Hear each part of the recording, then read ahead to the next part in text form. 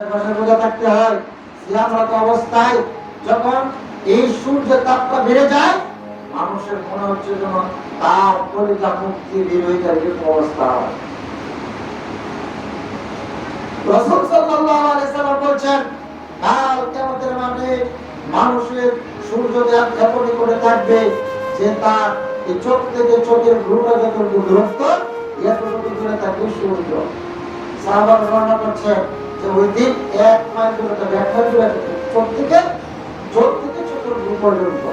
রাসূল সাল্লাল্লাহু আলাইহি সাল্লাম বলছেন, মানুষের আমল অনুযায়ী ওই হাশরের মাঠে কেউ আপনার টাকটুক পরিমাণ পানি থাকবে, তার শরীর ঘামবে, ঘামার পরে তার টাকটুক পরিমাণ পানি থাকবে। আমল যার যত ভালো হবে শাস্তি তার তত কম।